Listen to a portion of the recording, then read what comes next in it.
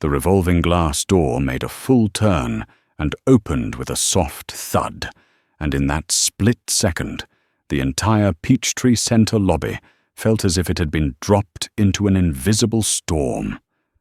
A bank employee screamed, "Security! There is a vagrant in the transaction area," her voice sharp enough to slice the quiet space like a honed blade. Dr. Marcus Taylor, 45 years old, stood at the center of the light pouring down from the glass ceiling, tall composed, his crisp white shirt, immaculate, his dark brown briefcase swaying gently with each breath.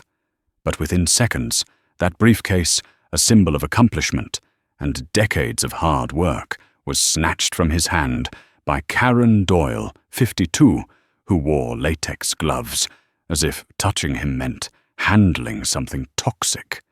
And her eyes, cold as metal, scanned Marcus the way someone might examine an intruder, trespassing into a world that was never meant for him.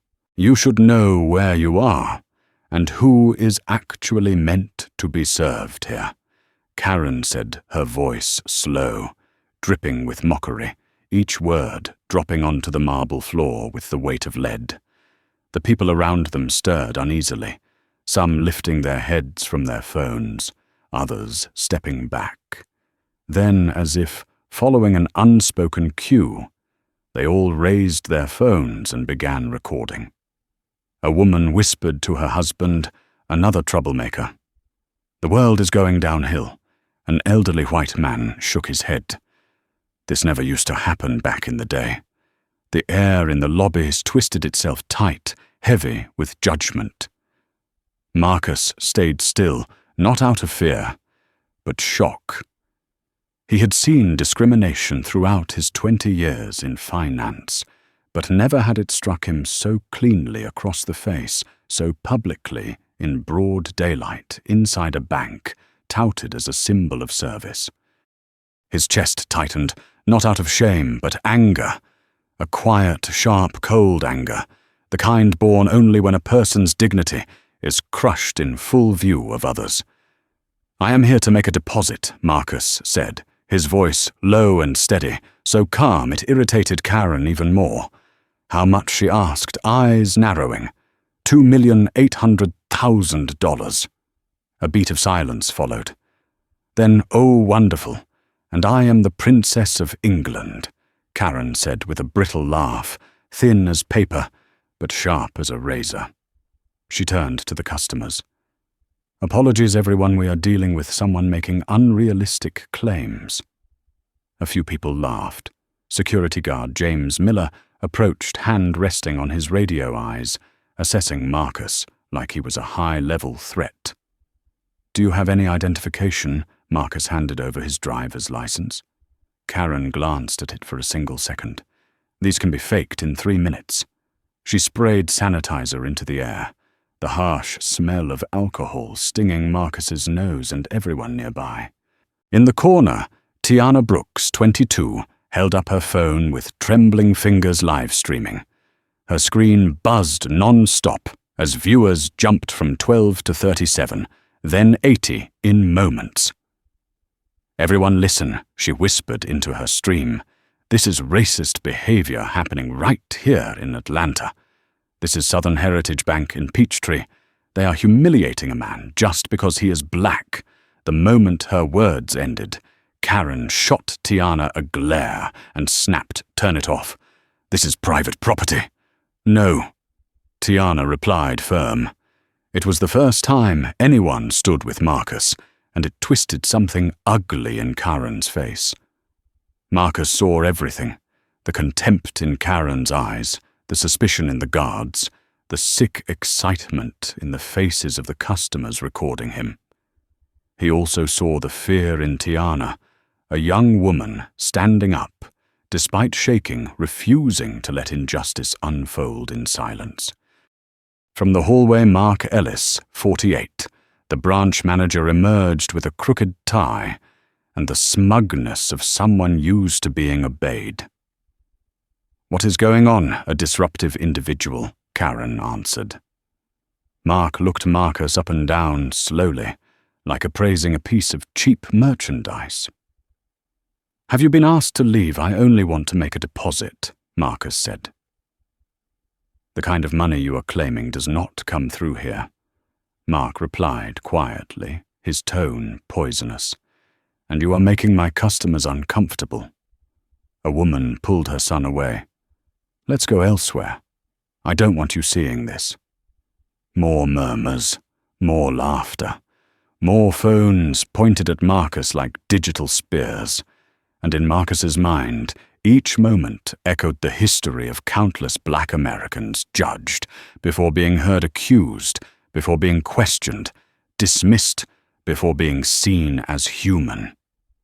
But Marcus was different. He had not come here to endure. He had come with a purpose, a test, a truth he needed to witness firsthand. And now, as Karen held a no loitering sign inches from his face and spelled it out slowly, as if teaching a toddler, Loitering. "This is you." Marcus's heart struck a single hard beat. Not of rage, but of decision. He met Karen's gaze. That look, calm, deep, unshakably strong, made her freeze for half a second. Half a second was enough. Enough to signal that everything was about to change. And in that moment, Marcus knew the storm had not begun. It was only stretching awake. One more action, just one, and the entire Peachtree Center would witness a truth none of them ever imagined. And he, the man they had treated like trash, would be the one to unleash it.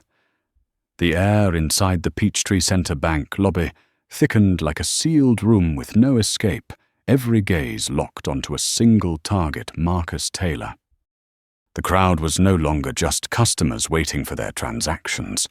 They had transformed into spectators, craving a scene they believed would end with a black man being dragged out by security.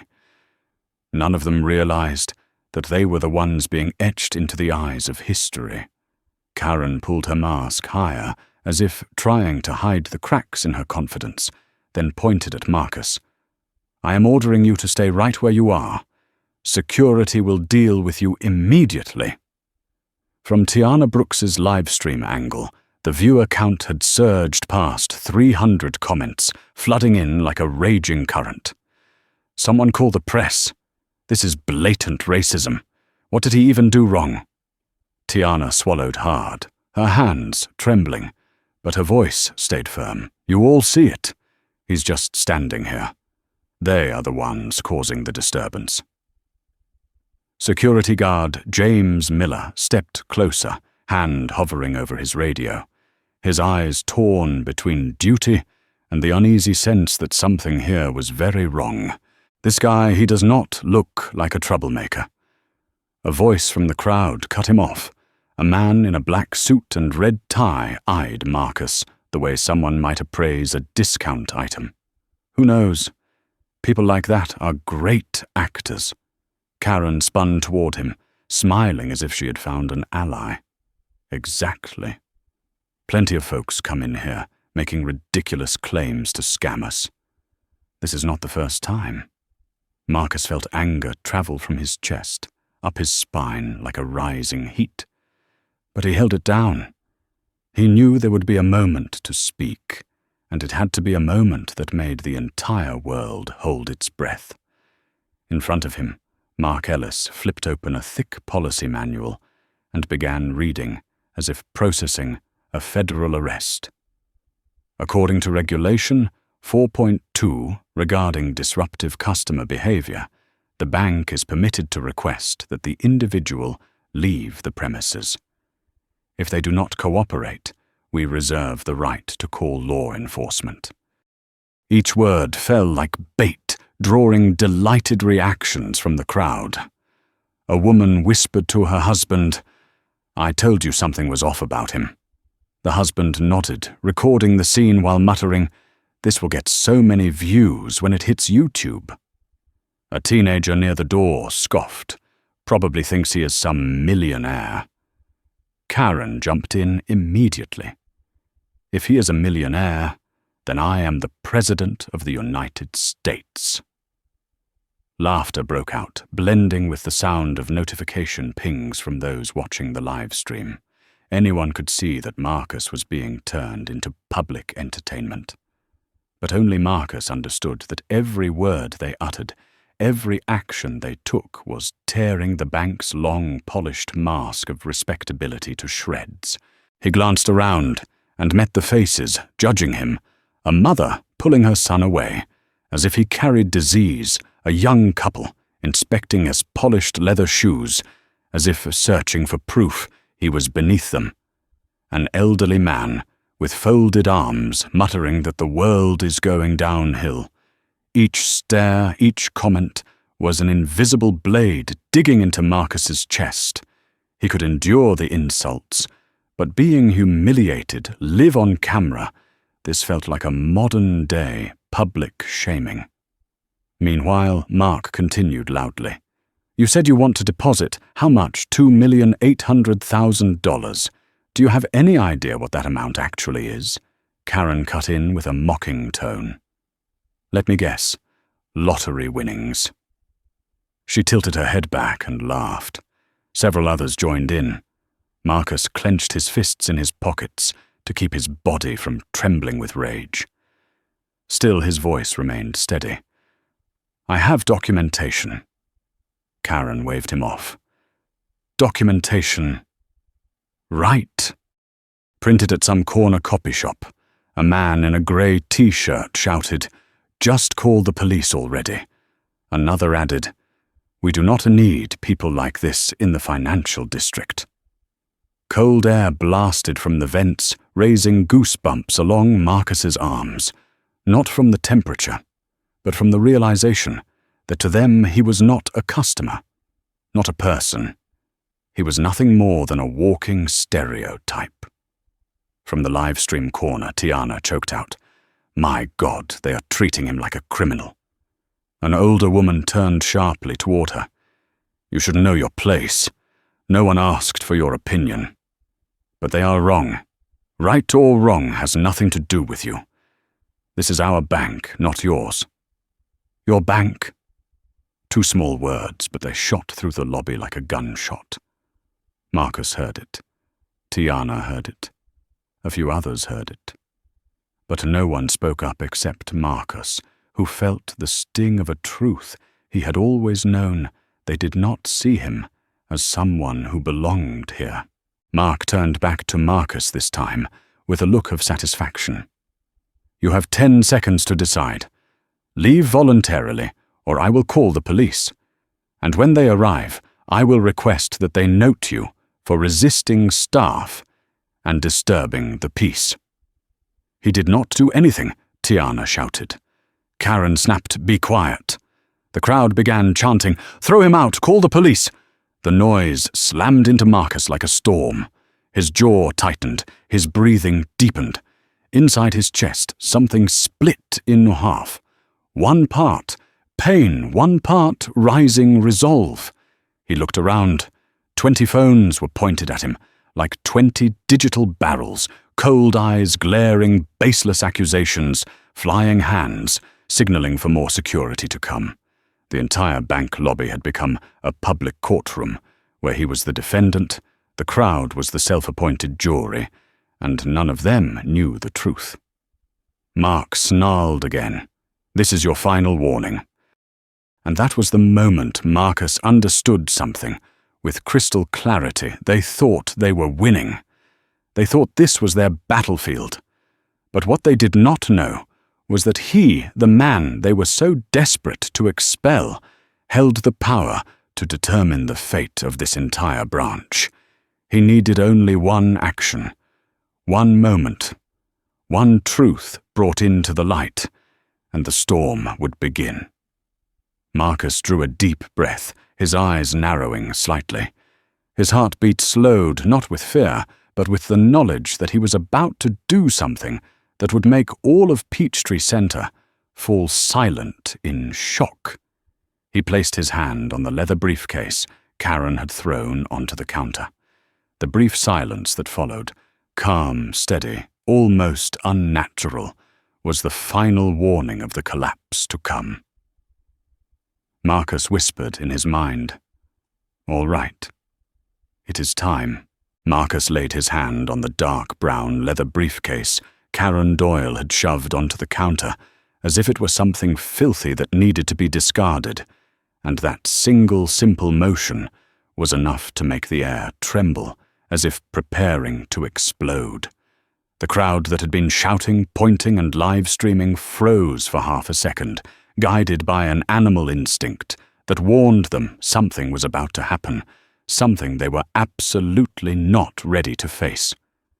Karen folded her arms, eyes dripping with disdain. "What are you doing? Digging for proof of your own poverty?" Scattered laughter rippled across the lobby. Mark Ellis stood right beside her phone, in hand, ready to dial the police at any moment, staring at Marcus like a man who had already lost, but refused to leave the field. Security guard James Miller stepped closer, his hand tight around the radio. Marcus inhaled deeply, his calm almost unsettling. It was not the calm of resignation, but the calm of someone who knew that within seconds the entire world inside this lobby would flip upside down like a building losing its foundation. He unlocked the briefcase. The sharp click echoed in the heavy silence, like a hammer strike causing several people to flinch. Tiana Brooke, still live-streaming, held her breath and leaned her phone closer. Hundreds of viewers began spamming comments. What is happening? What is he about to do? Do not end the stream. Marcus lifted the lid with deliberate slowness, each movement precise, purposeful, the movement of a man who understood the weight of every gesture. Karen smirked. "Let's see what you have. Scam paperwork, fake business cards, maybe a rejected job application."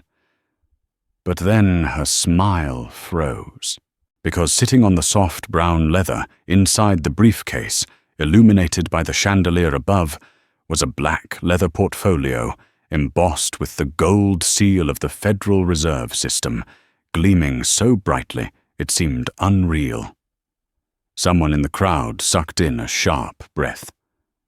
Marcus set the portfolio on the counter, gently, precisely the way someone places undeniable evidence before a court. A man standing nearby muttered, "What on earth?" But before their minds could catch up, their instincts already knew something enormous had just entered the room. Marcus opened the portfolio and withdrew a heavy metal badge, edges sharp, gold surface cold. He placed it on the marble. The metallic clink rang out like a judge's gavel, striking wood final and absolute. The crowd went still. Karen stumbled half a step backward, mouth open as if she had forgotten how to breathe. Mark whispered, barely audible, No, that's impossible." Marcus lifted his head, eyes sharper and calmer than ever. Then, in a voice clear, steady, and slicing through the room like a blade, he spoke. "Dr. Marcus Taylor, Senior Vice President, Community Reinvestment Act, Compliance Oversight Division, Federal Reserve Bank of Atlanta. I am here on an unannounced inspection." Tiana screamed into her live stream, "He is fed! He is actually fed!" The comments exploded, hundreds of lines flashing faster than anyone could read. A man who had been recording from the start whispered, "Oh my God, we are done." An elderly white woman cried out, No, I did not know Marcus was not finished." He took out his federal identification card, a metal badge with laser-etched lettering, a verification code, his photograph signature Federal ID number, and the title that made everyone choke on their breath, Senior Federal Regulator Community Reinvestment Act Division. He held it up to Mark and Karen. Both looked like they had been struck by lightning.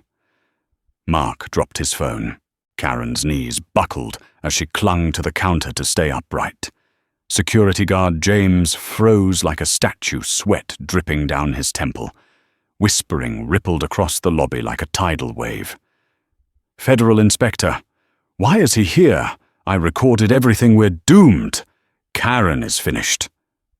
Marcus pulled out his iPad, tapped it with swift, precise motions, and turned the screen towards them. It displayed a federal access-only interface, unmistakably authentic, featuring his photo and official designation. Rachel Kim, a reporter from the Atlanta Herald, appeared at the entrance, just then, her camera rolling. She froze at the sight, then immediately zoomed in on the badge, Karen's bloodless face, Mark's horrified expression. She whispered to herself, "This is the biggest banking scandal Atlanta will see this year." Marcus removed from the portfolio another document stamped in red, the latest Community Reinvestment Act evaluation of Southern Heritage Bank. On the first page, underlined and unmistakable, was the score that made Karen nearly collapse, 2.1 out of 5.0, ranked 23rd out of 24, in the region under federal review. Marcus placed the report on the counter. "This is your newest evaluation." "But today," he said, as he looked directly at Karen, then at Mark, then at the trembling crowd, "I am not here to examine papers. I am here to examine people." Karen burst into tears. I didn't know. I did not." Marcus replied, his voice, not loud, but echoing louder than any scream could. "You knew. You chose. And you chose wrong." Mark tried to speak, but nothing came out. His throat was too dry, too tight. A woman who had earlier pulled her son away stepped forward, voice shaking. "I am sorry, I had no idea." The elderly man who had scolded Marcus for not knowing his place stood stiff as a pillar, eyes wide, hands trembling uncontrollably. A young live streamer whispered, "They are finished. They are actually finished." And Marcus, he stood tall, not angry, not triumphant, not retaliating. He simply let the truth do its work, a truth heavy enough to crush the entire room's breath. In that moment, no one dared turn away. No one dared judge. No one dared utter a mocking word. Because they all understood, they had not just insulted a customer. They had insulted the man who held the power to shut down the entire bank branch within 24 hours. And now they would all witness the consequences. Marcus glanced up at the wall clock, then delivered the final sentence before the real storm began. "Now," he said, "we talk about accountability." When Marcus spoke the word accountability, the entire bank lobby sank into a thick, suffocating silence, the kind that made everyone feel their own breath turn heavy in their chest. Karen Doyle collapsed into a chair, shoulders, trembling eyes wide, and unblinking like a woman staring directly at the collapse of her own life. Mark Ellis stood frozen, his hands suspended awkwardly in mid-air, as if trapped inside a stone sculpture, his mouth open but unable to form a single word. Security guard James stepped back, his hand falling away from his radio, as he finally understood that if he made even one more move toward the man standing before him, he might lose not just his job, but his entire future. Meanwhile, the crowd, those same customers who had judged him, mocked him, filmed him like Tuesday afternoon. Entertainment slowly lowered their phones, as if realizing that their own recordings might become evidence of something they did not want to face. But it was too late. Tiana Brooks was still live streaming. Rachel Kim was still filming. 12 CCTV cameras were still running. More than 100 online viewers were watching without blinking. Marcus opened his iPad, swiped gently, and displayed another document. This time, the detailed Community Reinvestment Act performance report of Southern Heritage Bank, with numbers sharp enough to wound. Instead of shouting or threatening, he spoke evenly, clearly, precisely each word, landing like a hammer on the coffin the bank had built for itself.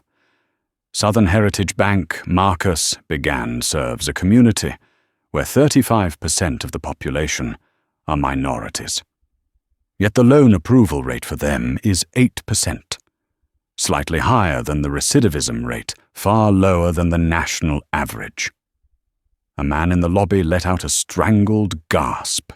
"My God," Marcus continued. Out of 24 banks in the Federal Reserve Atlanta District Southern Heritage ranks number 23.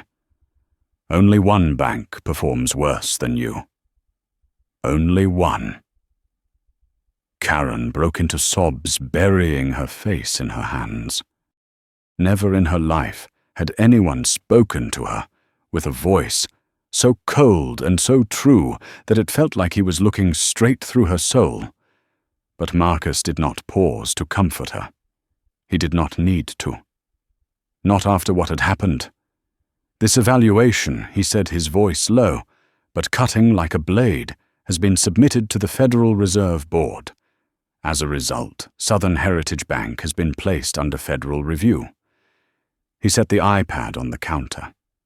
But today, he continued looking directly at Karen, then at Mark, then sweeping over the entire trembling crowd. "You provided me with the clearest evidence that the problem is not only in the system, it is in the people." The elderly woman who had scolded Marcus earlier stood frozen. The mother who had pulled her son away cried silently into her hands. The man who had live-streamed from the beginning stopped recording in a panic, but he knew it was far too late. His video was already online, already spreading, already out of his control. Marcus then pulled another file from his portfolio this time, a draft titled "Notice of Intent to Revoke Federal Banking Charter." Just the headline alone made sweat pour down Mark's face. This, Marcus said, is the process that is triggered when a bank severely violates the Community Reinvestment Act or engages in systemic discriminatory practices. A man in a suit, clearly a VIP customer, stumbled backward in shock until he hit a bench. A young teller whispered, "We are finished." Marcus displayed another slide on the iPad. Annual revenue of $2.3 billion, 847 branches, 12,000 employees, 38% of customers relying on credit services, every number now hanging by a thread. "If the charter is revoked," he said carefully, "Southern Heritage Bank will be shut down immediately. Loans will freeze. Accounts will be locked. Federal insurance withdrawn. And 12,000 people will lose their jobs." The sentence sucked all the air out of the lobby. A young mother burst into uncontrollable sobs. "No, please, my husband works at the North Side branch," a teller whispered behind the counter. I will lose my home, everything." But Marcus did not rage. He did not shout. He did not gloat. His face remained calm, his eyes heavy with something deeper than anger, something closer to sorrow. The sorrow of knowing that thousands of innocent people might suffer because a handful of employees chose discrimination over decency. Then Marcus's phone vibrated. The screen displayed Federal Reserve Chairman direct line. The crowd recoiled as if the phone itself could detonate. Marcus answered right in front of them. Dr. Taylor speaking. He listened for a moment, his expression unchanged. "Yes, Chairman. I am conducting an evaluation at Southern Heritage. Yes, the live stream has gone wide. I will submit an emergency report today. Immediate intervention will be necessary." He ended the call. Karen sobbed, "Please, please. I did not know who you were." Marcus turned to her eyes, weighted with something far more painful than anger. "You do not need to know who I am to treat me like a human being." Mark trembled violently. What can we do to save the branch?" Marcus looked at him, Truly looked his eyes carrying a rare hint of regret. Not regret for Mark, but for the fact that this day could have been different. "Save it," Marcus said, his voice dropping like a funeral bell. "No. Today you are not saved. Today you are documented." He closed the iPad, shut the portfolio, lifted the federal badge. "The rest the system will handle." Silence swallowed the lobby, the kind of silence that belongs to people who realize they have stepped off the edge of a cliff and are already falling. And this time no one was going to pull them back. Marcus took one step back, his gaze sweeping over every face. No anger, only truth, only consequences, only the storm they had created with their own hands. Then he spoke the final words, soft, as breath-heavy as a sentence. "The official audit begins now." 32 minutes after Marcus Taylor declared the official audit underway, the parking lot of Southern Heritage Bank's Peachtree Center branch erupted with the roar of helicopter blades shredding the air. A Bell 429, painted in blue and silver, the bank's corporate colors descended less than 20 meters from the revolving doors, its rotor wash scattering papers, dust, and drawing cheers from onlookers outside, as if they were witnessing a scene straight out of a high-stakes thriller. No one inside the lobby knew this was only the beginning of the real earthquake. The helicopter door swung open. Linda Carter, 49 years old, regional manager for the entire Southern Heritage Network across Georgia, stepped out first. Her face was pale, her movements quick and decisive, yet her fingers trembled almost imperceptibly. Behind her came a formidable formation, 3 senior attorneys, an emergency PR specialist, 2 federal compliance experts, and a stenographer. Outside, the press exploded with flashing cameras at the sight. At the entrance, the customers who had earlier mocked Marcus shrank to the sides, instinctively understanding they needed to clear the path for a level of authority they could not fully comprehend. Inside the lobby, Karen Doyle was still collapsed on a chair, her face ashen, while Mark Ellis paced like a trapped animal, his phone ringing non-stop in his hand. Yet he did not dare answer. When the doors opened and Linda entered, the entire branch fell into absolute silence. In the instant, her panicked eyes met Marcus's steady, unshaken gaze. Linda understood immediately. This was no longer an internal matter. This was a federal-level crisis. Worse, it was online, exploding across the internet, spreading by the second. Where Linda demanded her voice tight, though her eyes never left Marcus, Mark pointed with a shaking finger. He is right there." Linda approached and stopped in front of Marcus, like a student about to face the teacher she had deeply disappointed. Dr. Taylor, Linda began breathlessly. "I want to." "There is nothing you need to say," Marcus cut in. "I have received 3 calls from federal headquarters since leaving Chicago. The live stream has surpassed 17,000 viewers, and he glanced briefly at the CCTV camera above, have every angle necessary to confirm what happened." Linda turned toward Karen. "Good Lord, what have you done?" Karen could not respond. She barely whispered, I thought he..." Linda snapped. You thought you had the authority to decide who is a valid customer. You thought this was a convenience store." Then she turned to Mark, voice cold as steel. "And you, Mark, a branch manager, treating a federal examiner like that? Were you trying to take down the entire bank?" Mark's face turned purple, his voice a weak tremble. "I did not know." Marcus spoke one sentence, light yet razor sharp.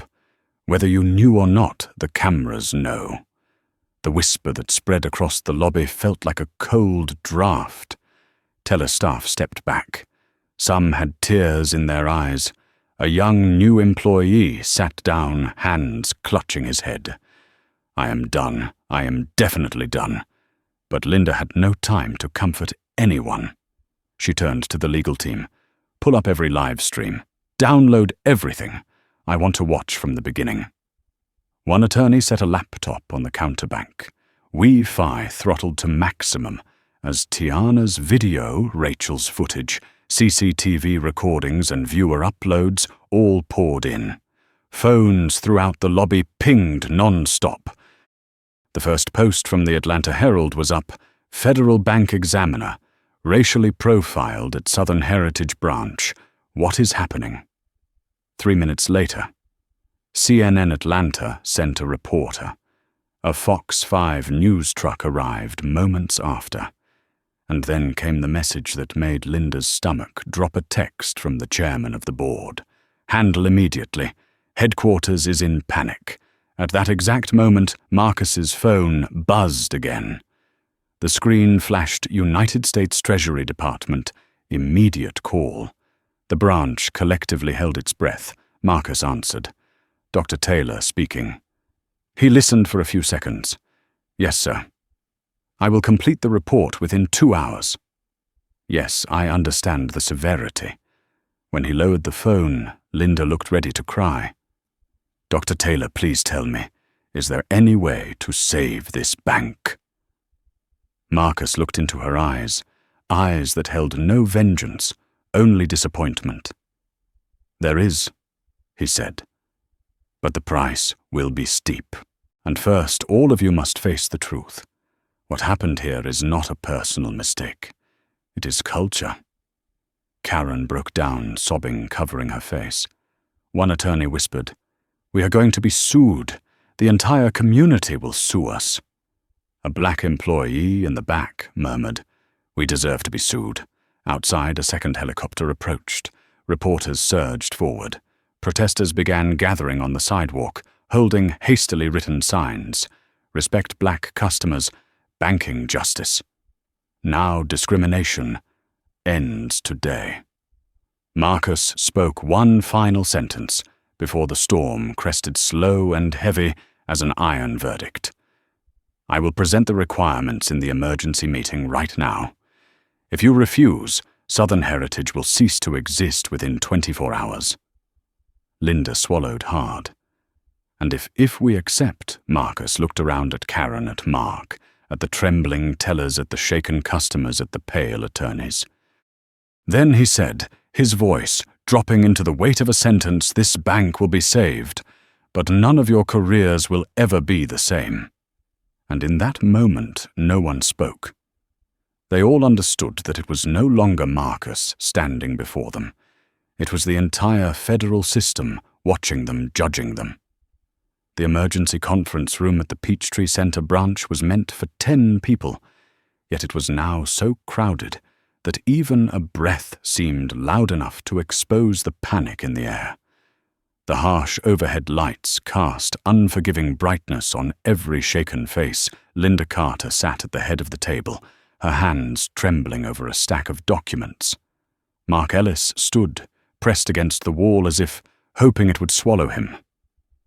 Karen Doyle had to be helped into her seat, her eyes swollen and red mascara smeared into streaks, like battle marks from a fight she had lost, before it even began. The legal team sat across from Marcus Taylor, their expressions a collision of fear and calculation. In the corner, 2 federal compliance officers deployed their recording equipment by protocol, while outside the conference room door, the sounds of press cameras, protesters, chanting, and non-stop shutter clicks bled through like a ticking countdown, reminding everyone that time was no longer theirs. Marcus sat upright, showing neither anger nor triumph, yet that very calmness made the imbalance of power in the room feel suffocating. He opened his iPad, tapped once, and the first slide appeared. Federal emergency compliance mandates required for charter preservation. Linda swallowed. Dr. Taylor, please explain, where are our limits? What can we? Marcus didn't let her finish. Your limits were shattered by your own actions today. This is no longer negotiation. This is enforcement. Every word fell like metal, striking stone cold and heavy. The second slide appeared. Mandate 1. Immediate suspension of all personnel involved in today's incident without exception. Every gaze snapped toward Karen and Mark. Karen broke into sobs, her whole body shaking. I only thought I did not. Marcus replied, crisp and final. You were not required to think. You were required to follow the law and treat customers with dignity. Mark whispered, And what about me? Marcus looked at him, eyes as still and cold as a glassy lake. You are the manager. Your responsibility is doubled. The room seemed to drop in temperature. Linda closed her eyes for a moment, then nodded in defeat. We will comply. The third slide appeared. Mandate 2.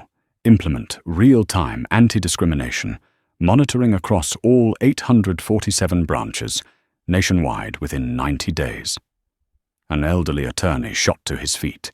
This is tens of millions of dollars. How can Marcus cut him off his voice, gliding like a blade? A bank with $2.3 billion in annual revenue does not get to use cost as an excuse for discrimination. The next slide clicked forward.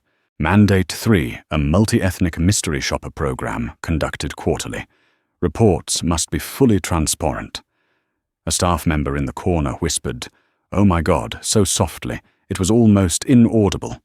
But Marcus heard, and he continued. Mandate 4. Mandatory unconscious bias and anti-discrimination training for all 12,000 employees. Certification must be issued by a national civil rights organization. A young attorney wiped cold sweat from his forehead. 12,000, the entire system. Correct? The next slide dropped like an axe. Mandate 5. Establish a community investment fund valued at $2.5 million to support minority-owned businesses.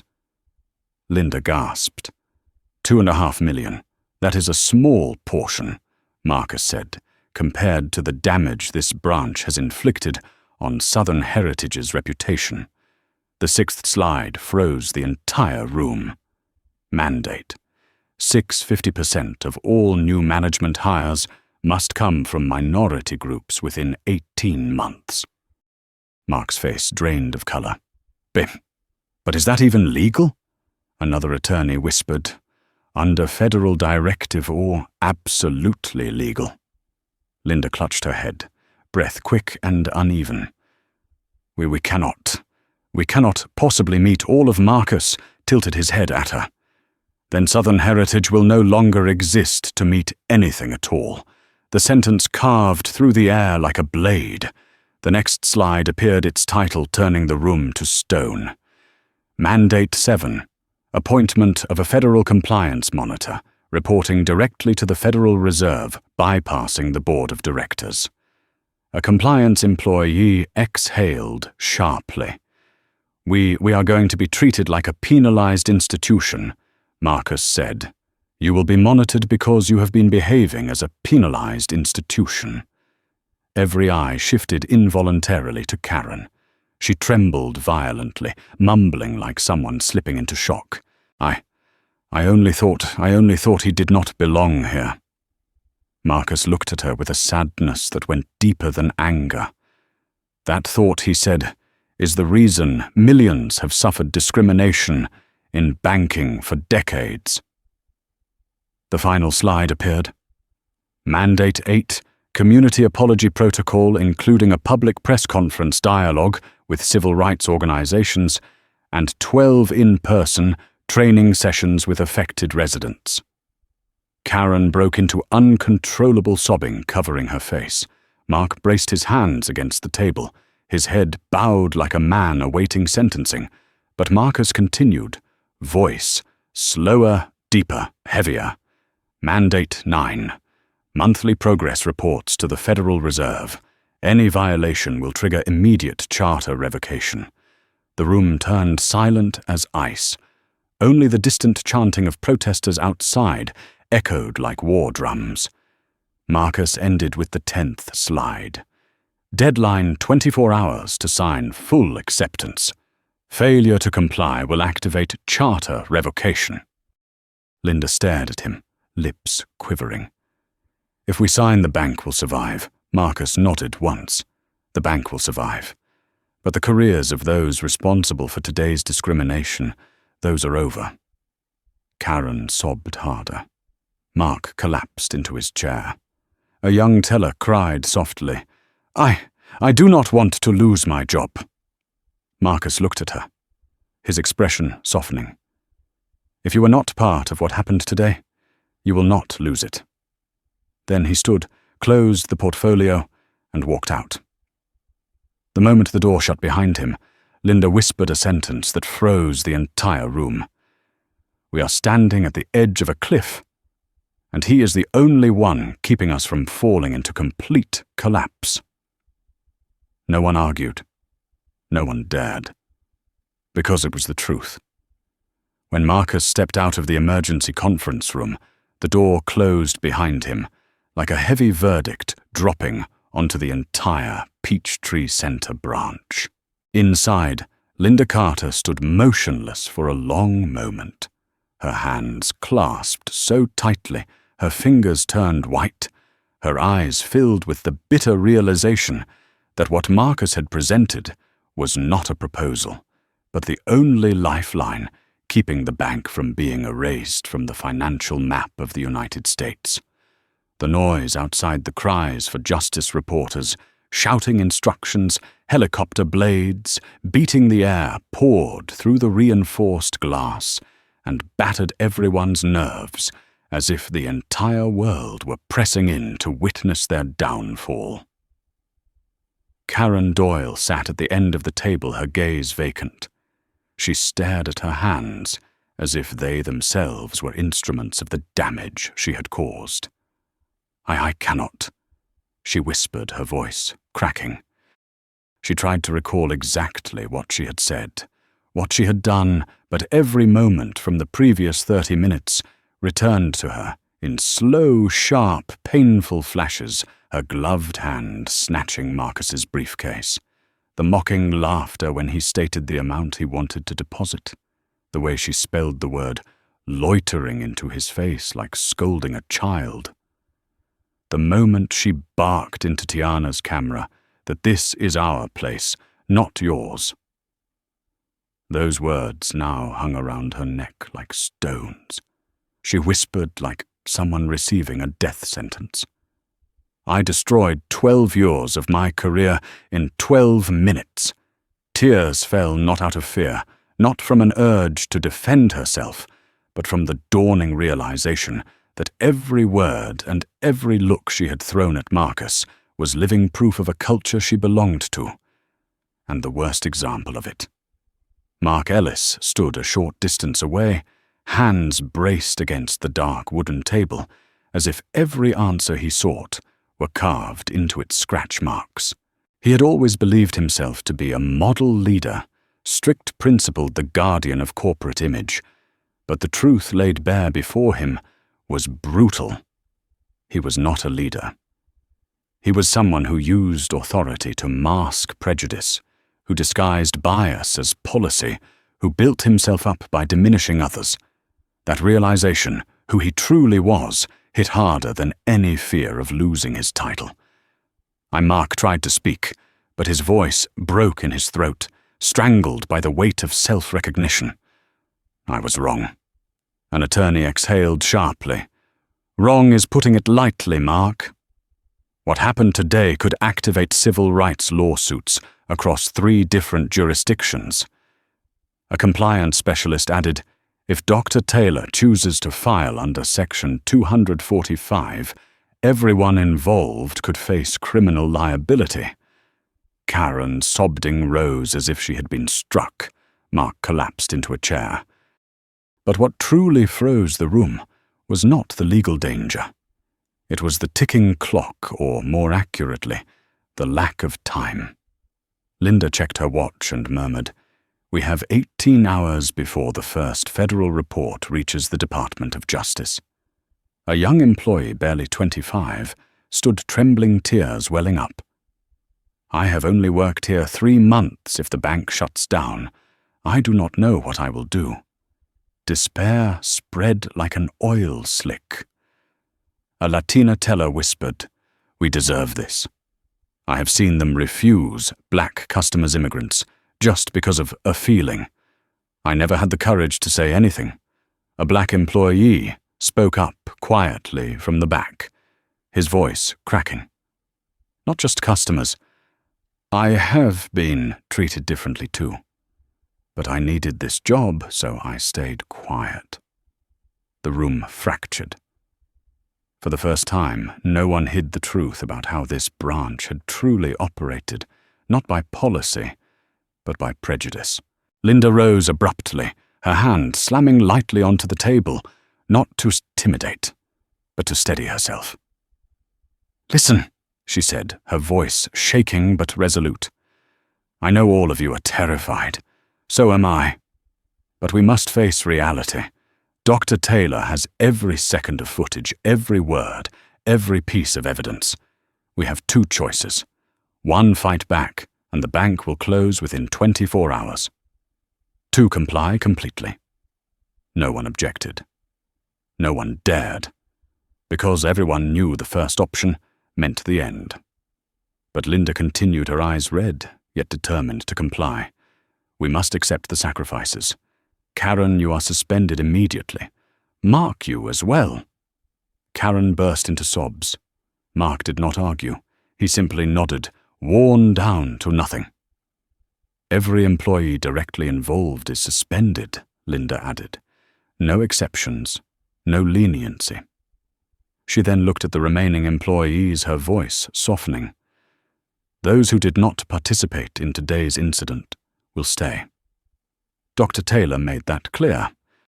A wave of relieved breaths filled the room, though none of them felt relief, only the faint knowledge that they had survived the first blow of a storm that would last for months. Outside the glass walls, the protesters grew louder. Justice for black customers.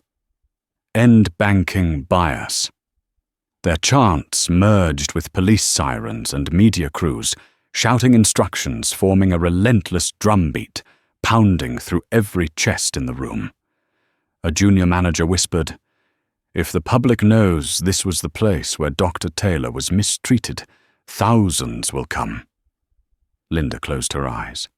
They already know. Thousands will come.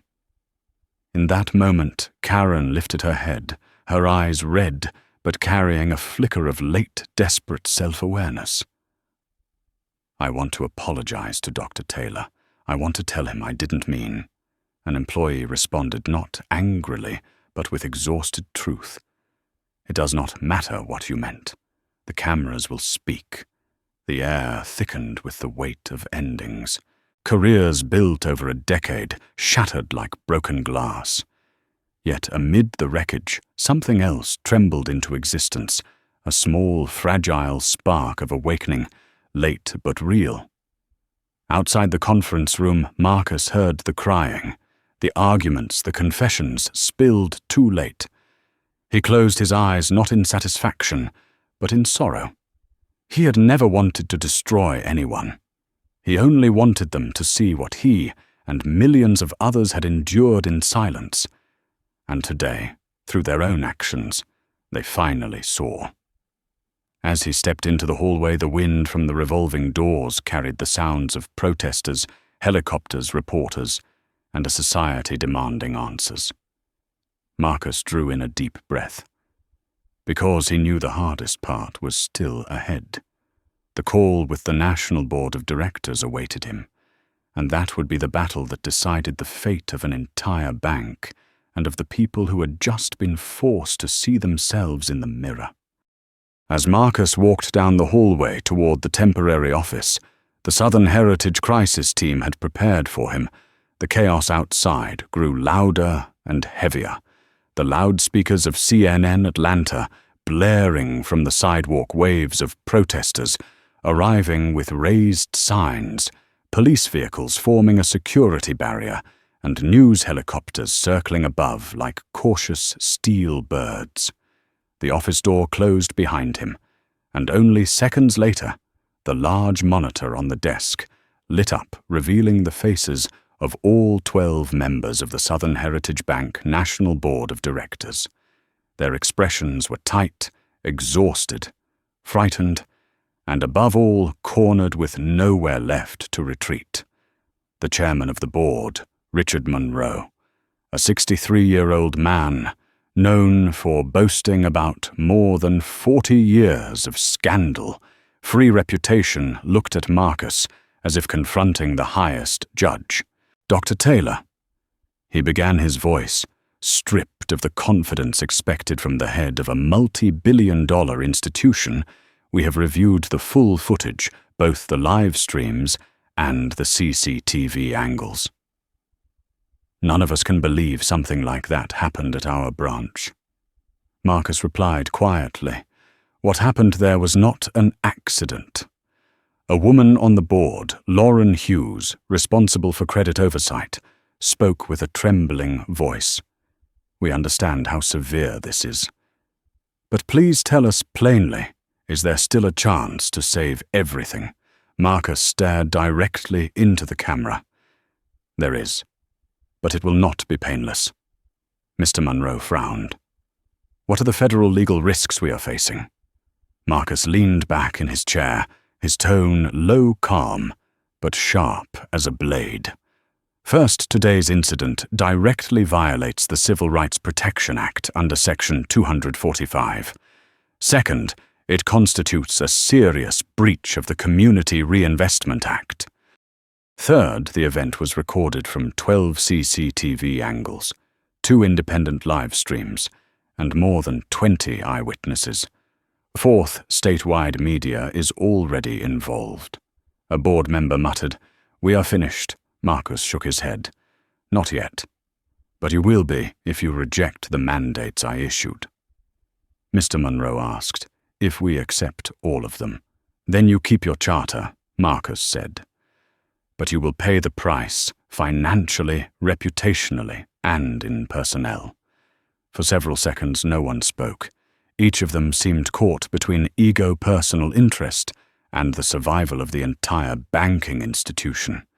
Finally, the youngest board member, Daniel Hart, 39, asked, "In practical terms, are these mandates even achievable?" "Fully achievable," Marcus answered. "And if Southern Heritage executes them properly, it will become the most advanced anti-discrimination banking model in the southeastern United States." An older female board member leaned back in her chair, eyes welling with emotion. "My God, even when forcing us into this position, you still think about rebuilding instead of destroying." Marcus looked at her, his gaze firm yet warm. "No one wins when a bank collapses. Thousands lose their jobs. A community loses its financial anchor, and the government loses a critical institution." Mr. Monroe inhaled deeply, then asked the most important question of the meeting. "Dr. Taylor, we want to hear it clearly. If we do not agree within 24 hours, what happens?" Marcus tilted his head slightly. "Charter revocation." The board froze. No one breathed. One director whispered, "That is a death sentence." "Correct," Marcus said. "Southern Heritage will be permanently shut down. Accounts frozen. Employees terminated. Stock value falling beyond recovery." Then he delivered the sentence that struck every one of them silent.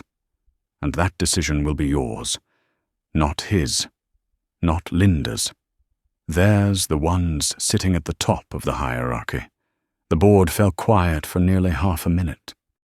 The sound of breathing, rustling papers, and someone nervously tapping a fingernail echoed through the conference audio like the closing moments of a courtroom. Finally, Mr. Monroe spoke. "We will vote now." Marcus said nothing more. He simply watched, steady and silent, One by one, each board member responded. Yes. Yes, approved. Yes. Yes, for the bank's survival. Reluctantly. Yes. Yes. Yes. Yes, there is no alternative. Yes. Approved. Yes. All 12 votes. Not a single dissent. Mr. Munro looked back at Marcus, voice low but resolute. Southern Heritage Bank officially accepts all federal mandates. Marcus nodded once. Good. I will send the draft documents within the hour. Have them signed before 5 o'clock tomorrow afternoon. The meeting ended. The screen went dark. Marcus closed his eyes for a few seconds, not to rest, but to steady the weight of thousands of people whose future now sat on his shoulders. When he opened the door to leave, the chants of the protesters pierced through the glass. Justice, justice. But in Marcus's heart, he knew this. Those cries would not be answered merely through punishment. They would be answered through a culture rebuilt from the ashes that this very day had forced into the light. Right after the meeting with the National Board concluded, Marcus stepped back into the Peachtree Center lobby, not with the posture of someone victorious, but with the quiet bearing of a man who had just witnessed the raw truth of a system he had spent his entire life trying to repair. The bank lobby was no longer the place filled with mocking laughter, whispered racial judgment, or the sharp stares that had greeted him when he first walked in. Now it resembled an emergency room after a storm, people shaken, shattered, forced to confront themselves, looking at one another with eyes completely changed. Karen Doyle, who had once stood behind the counter with smugness and false authority, now sat curled in a corner, eyes swollen, hands clasped tightly, as if trying to hold on to something that had already slipped away. When Marcus passed her, she looked up, her lips trembling like she wanted to speak, but all that escaped was, I am sorry." Marcus paused for a moment. There was no hatred in his eyes, no contempt, only a deep, heavy sadness, the kind carried by someone who knows that a late apology cannot erase what has been done, but at the very least means someone finally sees the truth. "I hope you understand," Marcus said, his voice low and steady, "that what happened today should never happen to anyone." Karen broke into sobs, clutching her hands to her chest. Marcus said nothing more, because he knew justice would not come from anger, but from a system that records the truth and forces itself to change. Across the lobby, Mark Ellis was being escorted by 2 HR staff to begin his suspension paperwork. He was no longer the commanding branch manager, giving orders with confidence. He was just a middle-aged man, shoulders slumped, hair matted with sweat eyes, heavy like someone who had lost a battle he had started with his own hands. As Marcus passed him, Mark opened his mouth as if to speak, but all he managed was, I should have known." Marcus did not respond, because, as true as that sentence was, it came far too late to save Mark from the consequences of the prejudice he had fostered. Among the staff gathered near the counters, the emotions vorid, fear, regret, awakening, and even gratitude. A young black teller whispered to Marcus as he walked by, "Thank you for doing what people like us never dared to." Marcus placed a hand on the young man's shoulder, a gesture filled with meaning. No one should feel fear when entering the place they trust with their finances. Those were not philosophical words. They were principles he lived by. Near the wall, Tiana Brooks, the only one brave enough to livestream when the entire crowd turned against Marcus, was surrounded by reporters. Her face was flushed with surprise, but her eyes were bright. When she saw Marcus, she pushed through the crowd and stepped in front of him. "Dr. Taylor, thank you for being strong," she said.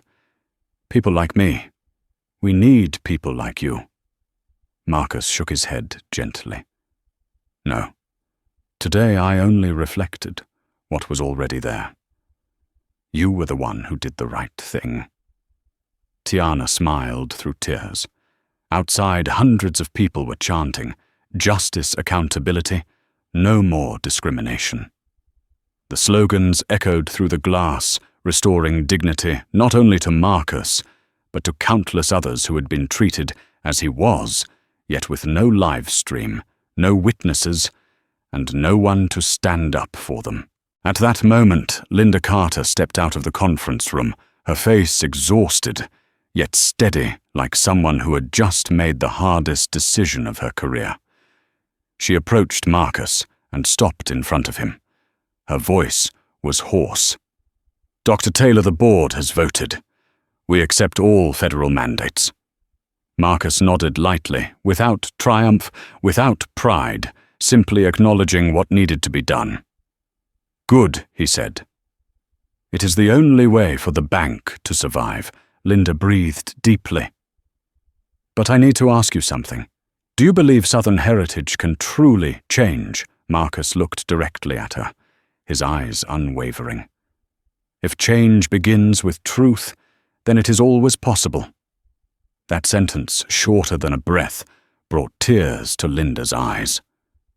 Then the phones of every employee in the lobby vibrated simultaneously. An internal notification from the National Executive Office, Peachtree Center branch, will close temporarily for investigation and full restructuring. The lobby erupted into murmurs. Some people cried. Some sank onto chairs, but no one objected. Everyone understood this was inevitable, the consequence of a day in which all prejudice, bias, and systemic failure had been dragged fully into the light. Marcus stood at the center of it, all silent. The wind from the revolving doors carried the faint smell of smoke from the protest, mixed with the roar of people shouting his name. But inside him there was no pride, only the weight of someone who had seen too much pain in just a few hours. He knew his work was far from over. There was still the hearing with the Department of Justice, still the federal report, still the restructuring, still the individuals who would have to face their own conscience. But today, in this moment, one thing had truly changed. Southern heritage could never return to what it was. And that, at last, was the beginning. When the announcement of the temporary shutdown echoed through the branch, Peachtree Center fell into the stillness of a body placed under full anesthesia, silent, trembling, and utterly powerless against its own fate.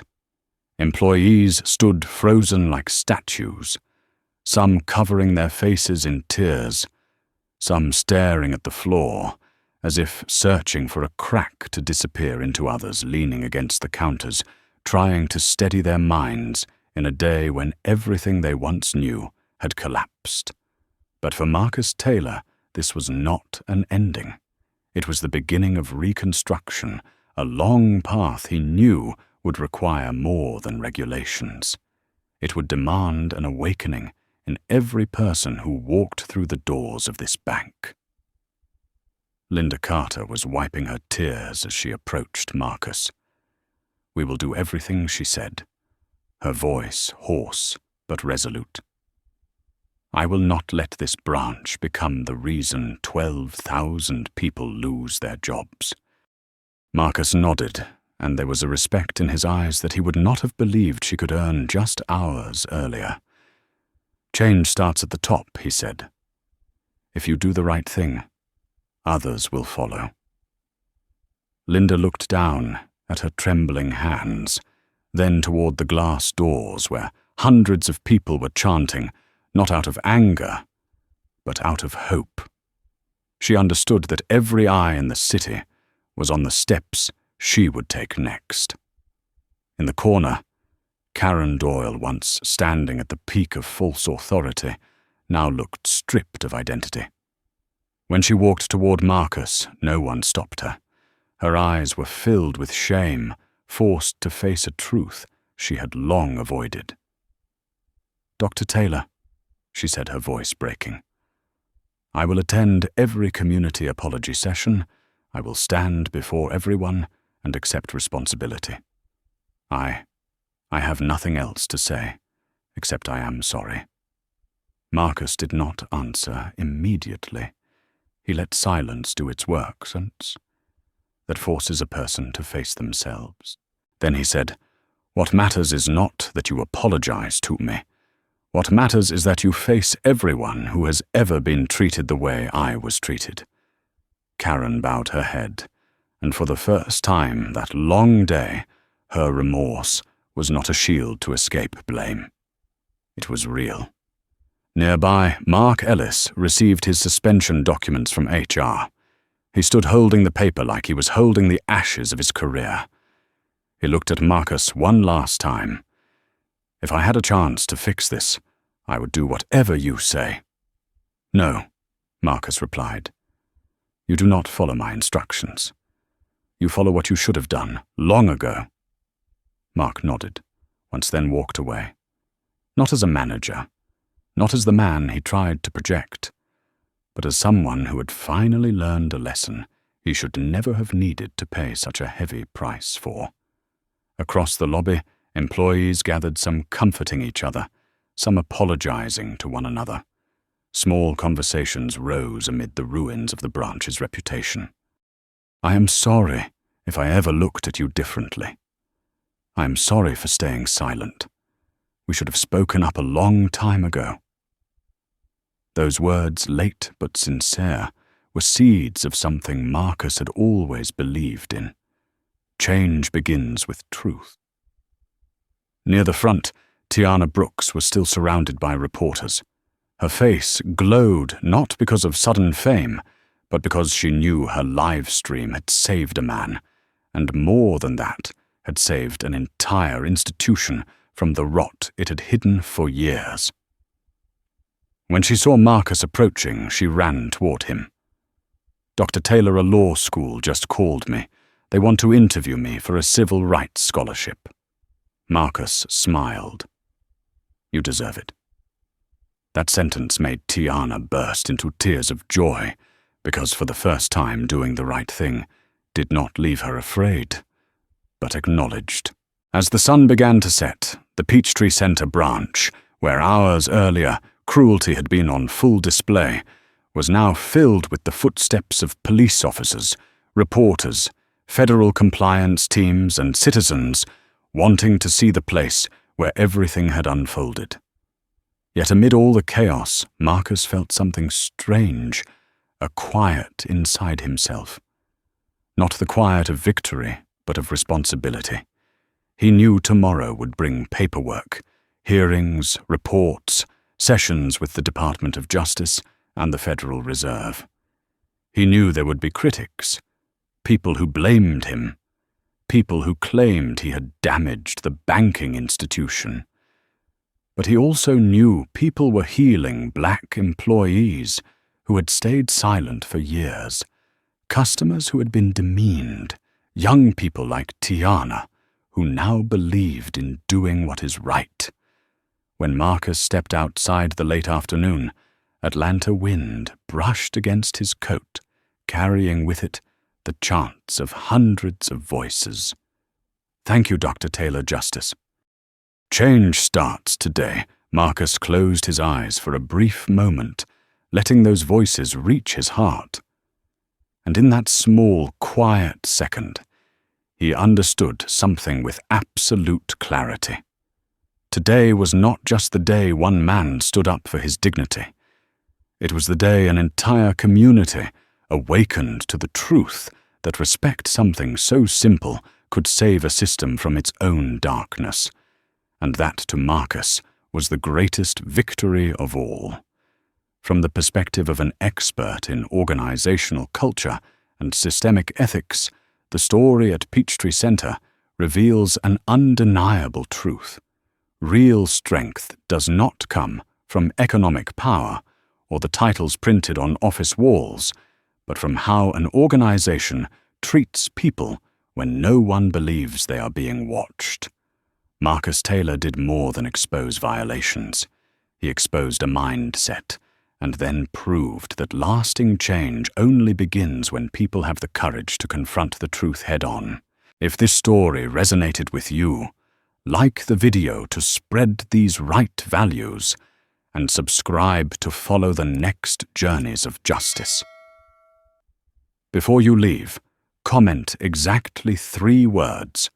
Respect comes first, because every transformation begins with that simple foundation.